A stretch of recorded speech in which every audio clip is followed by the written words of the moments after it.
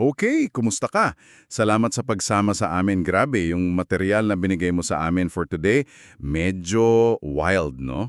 Medyo, medyo. May recording tayo ng isang usapan.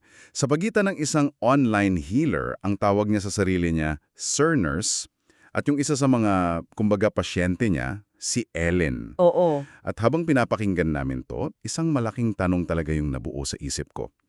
Kwento ba to ng isang modernong himala? O, isang masterclass sa psychological influence gamit ang internet? Yan ang magandang tanong dyan. Yan ang susubukan nating himayin. Magsimula tayo sa kwento ni Ellen. Isang babaeng sinukuan na daw ng mga doktor, hindi makalakad. At ngayon, ayon sa kanya, nagbago ang buong buhay niya. Tara, i-breakdown natin to. Tama ka dyan, medyo wild nga. Kasi itong usapan na to, parang blueprint. Alam mo yon, isang playbook kung paano ka bubuo ng isang online charismatic following na yon. Playbook, gusto ko yan. Oo.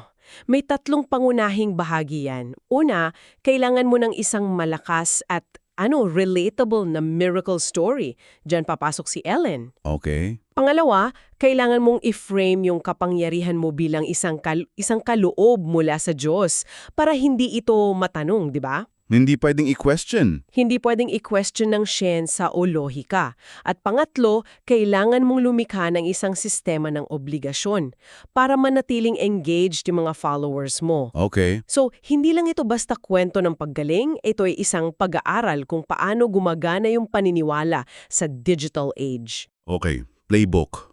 Sige, simulan natin sa unang step. Yung miracle story. Grabe yung pinagdaanan ni Ellen, di ba?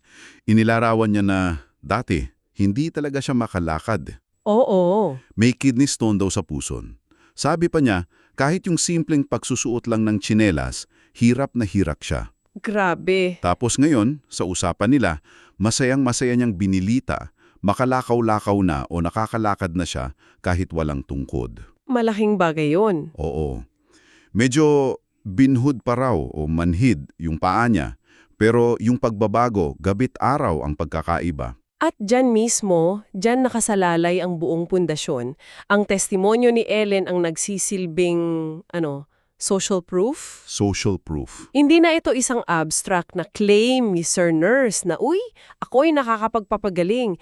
Ito ay isang totoong tao, may pangalan, may boses, may kwento, di ba? May kwento ng pagdurusa at tagumpay. Eksakto. At para mas patindihin pa ang drama, si Sir Nurse mismo ang nagdiin na sumurrender na ang doktor sa'yo. Classic na narrative yan eh. Oo. Kung saan sumusuko ang siyensya at medisina, doon pumapasok yung pananampalataya at syempre, siya bilang daluyan nito. Oo, dito medyo tumaas yung kilay ko. Kasi yung claim na sumuko na ang doktor, ang bigat nun, di ba? Napakabigat? Parang sinasabi niyang, science failed but I succeeded. Napaka-powerful na statement. At kung akala mo yun na yung peak ng kwento, May kasunod pa. dito biglang lumiko yung usapan. Biglang inungkat ni Sir Nurse yung love life ni Ellen.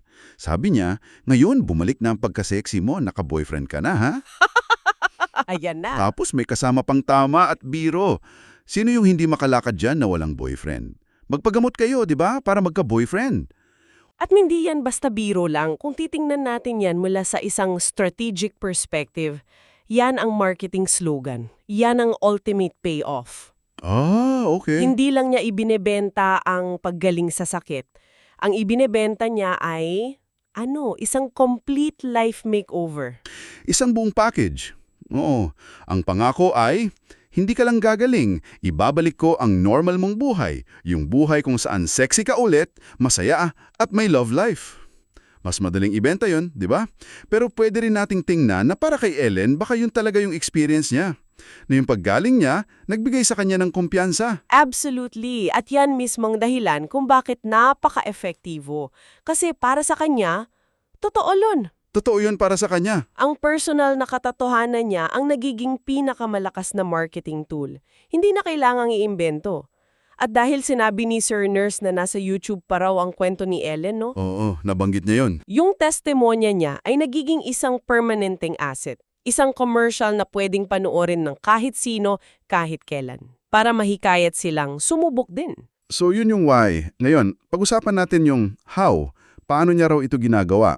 Kasi nilinaw niya, hindi ito physical. Walang physical contact. Hindi sila nagkita. Sabi niya, ginamot ko lang yan dito lang sa Facebook o sa YouTube o sa Zoom.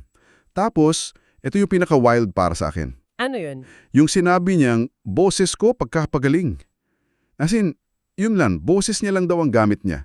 Sobrang simple pakinggan, pero isipin mo, Oo. anong level ng tiwala ang kailangan mong ibigay para maniwalang mapapagaling ka ng boses lang sa Zoom? Eksakto. At ang sagot sa tanong mo kung paano nabubuo ang tiwalang yan ay nasa sunod niyang sinabi. Okay. Hindi niya inangkin yung kapangyarihan para sa sarili niya. Ipinasa niya ito sa mas mataas na puwersa. Ang eksaktong sinabi niya, binigyan daw siya ng Diyos ng power of mind. Power of mind? Sa pagsabi niyan, dalawang bagay ang nangyari. Una, ginawa niyang unassailable yung claim niya. Paano mo kukwestiyonin ang isang bagay na galing sa Diyos, di ba? Mahirap. Pangalawa, inilagay niya ang sarili niya bilang isang special na channel, isang instrumento. Hindi siya ang source, siya lang yung conduit. Mas madaling tanggapin yon. At para kumpletuhin yung package, paulit-ulit niyang binanggit na lahat ng ito ay libre. May diin talaga eh. Sabi niya kay Ellen, nagka-COVID ka, pati anak mo, ginamot ko kayo. Libre lahat yan. Oh. Hindi ka makalakad, ginamot kita, libre din lahat. So kung iisipin mo, parang perfect package, di ba? Remote, walang gamot, boses lang, galing sa Diyos at libre. Walang talo. Parang walang catch. Pero habang nakikinig ako, may part sa akin na nagsasabing, parang may catch. Ano sa tingin mo ang kapalit ng libreng paggaling na to? At dyan na tayo papasok sa ikatlong bahagi ng playbook, yung paglikha ng obligasyon. Dahil tama ka, may kapalit. At hindi ito pera. Ang kapalit ay loyalty at participation.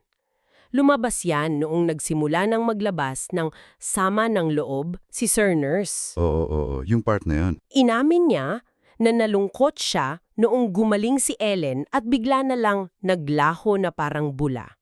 Hindi na raw nag-a-attend ng Zoom. At si Ellen mismo, umamin. Umamin siya.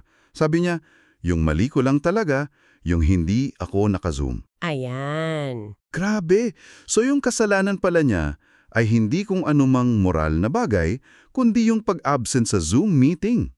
Pag-absent lang. At ang tindi ng emotional weight na nilagay ni Sir Nurse dito, hindi lang to simpleng panunumbat, may kasamang guilt-tripping. Oo, malakas. Sabi niya, pinagaling kayo ng Diyos, tapos mawawala na lang kayo ng parang bula. Hindi naman din siguro yun, maganda para sa Diyos. Bigla, yung obligasyon niya ay hindi na lang kay Sir Nurse. Kundi sa Diyos na. Yan ang A+ sa psychological manipulation. Oo nga, no? I-frame mo yung personal na sama ng loob mo bilang kalungkutan para sa Diyos. Sabi pa niya, nalungkot ako para sa kanya, Ellen, hindi para sa akin. Wow. Tinatanggal niya ang sarili niya sa equation para magmukhang mas dalisay ang motibo niya. Pero ang epekto, mas matindi. Ang pagtalikod mo sa komunidad ay pagtalikod na rin sa Diyos na nagpagaling sa'yo. At may warning pa. Huwag mong baliwalain yung ipinagkaloob sa'yo ng Diyos. So yung libre pala, may hidden cost? May hidden cost. Ang bayad ay ang patuloy mong presensya, ang atensyon mo, ang pagiging bahagi mo ng komunidad na siya ang sentro. Eksakto. Kasi kung wala yung mga Ellen na patuloy na nagpapakita, hihina yung social proof, di ba? Mawawala yung mga living proof niya. Eksakto. Ang pag-attend sa Zoom ay hindi lang simpleng pakikinig. Ito ay isang ritual ng pagpapatibay. Bawat session na may umattend, pinapatibay nila ang paniniwala ng isa't isa. At pinapalakas yung otoridad niya. At pinapalakas ang otoridad ng leader. Ito rin ang paraan para mapanatili ang kontrol. Ang transaction, kumbaga, hindi natatapos sa paggaling. Nagsisimula pa lang. Parang down payment lang. Yon, ang paggaling, ang down payment para sa iyong habang buhay na membership sa komunidad. Mula sa personal na obligasyon, lalong lumalim yung usapan. Dito na pumasok yung mga turo niya tungkol sa paniniwala at kung paano to sumasalungat sa tradisyonal na relihiyon. Dito na naging mas delikado. Oo, naging very upfront siya. Inamin niya na baka mahirapan ng mga tao sa mga pangaral niya, lalo na kung ito ay kabaliktaran doon sa paniniwala ninyo sa religiyon ninyo. Inunahan na niya. Parang sinasabi na niya in advance, brace yourselves. Isang napaka-interesanting teknik yan, ano? Ina-anticipate na niya yung pagtutol sa pamamagitan ng pag-amin na mahirap itong tanggapin. Parang binibigyan ka na niya ng challenge. Oo. Parang sinasabing, hindi ito para sa lahat. Para lang ito sa mga tunay na bukasang isipan. It frames its controversial teachings as a form of higher knowledge. At nagbigay siya ng napakatapang na halimbawa, walang paligoy-ligoy. Sabi niya, baka pag narinig niyo yon na sinasabi ko na ang mga pare niyo at pastor niyo, binasakan ng Diyos na merong kasalanan, baka manglamig kayo. Wow, ang tapang. Diretsong atake yan sa mga institutions, di ba? Pero kasabay nun, mabilis siyang nilinaw na hindi ito bagong reliyon. Sabi niya, kung relihiyon ang pinag-uusapan, Katoliko ako. Pero hindi ako naniniwala ng relihiyon. Ang gulo, pakinggan, pero... Ang gulo, di ba? Katoliko daw pero hindi naniniwala sa relihiyon. Hindi yan magulo. Strategic yan. Ito ang classic na diskarte ng maraming spiritual movements. I-discredit mo yung mga middlemen, yung mga pare, pastor, yung organisadong relihiyon. Para siya na lang yung... Para maiposisyon ang sarili bilang ang direktang linya sa Diyos.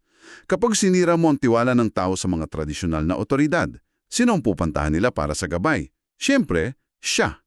At paano niya ine-encourage ang mga tao na tanggapin tong radical na ideyang to?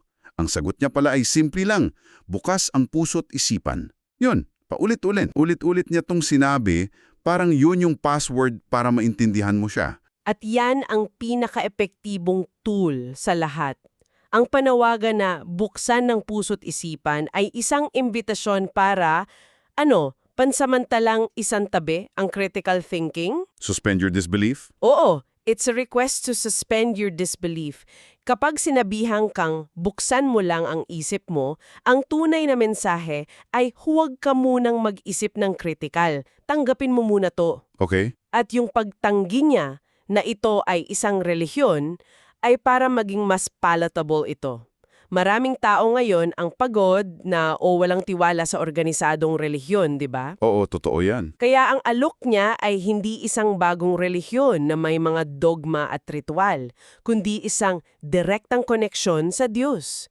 Isang relasyon, hindi relihiyon. At sino ang broker ng relasyong yon? Siya. Siya. So, kung pagtatagni-tagniin natin lahat, bumalik tayo sa tanong sa simula. Himala ba to o masterclass sa influence? Parang ang sagot ay pareho. Pwede. Mula sa pananaw ni Ellen, himala ang nangyari sa kanya. Pero kung susuriin natin yung mga pamamaraan, yung playbook, nakita natin ang isang napaka-calculated na proseso. Oo. Ang paggamit ng powerful na testimonyo, pag-claim ng divine authority, paglikha ng community na may utang na loob, at pag-discredit sa mga kakumpetensya. Lahat ng yan. Lahat yan nangyayari gamit lang ang boses sa Zoom at Facebook. At dito siguro kita iiwanan ng isang huling bagay na pagnilayan. Yung claim ni Sir Nurse na binigyan siya ng power of mind ng Diyos ay nagbubukas ng isang napaka-fascinating na tanong. Sige? Kung ang boses ng isang tao sa internet, isang boses na pinaniniwalaan mo ng buong puso, ay may kakayahang mag-trigger ng isang pisikal na pagbabago sa katawan mo, isang paggaling na nararamdaman mo at nakikita? Saan natin ilalagay ang linya sa pagitan ng kapangyarihan ng pananampalataya at ng kapangyarihan mismo ng ating isipan na magpagaling sa sarili nito? Oo nga, no? Sila ba ay dalawang magkaibang puwersa? O iisang puwersa lang na binibigyan natin ng iba't ibang pangalan? Isang bagay na maaari mong pag-isipan? Salamat sa pakikinig mo.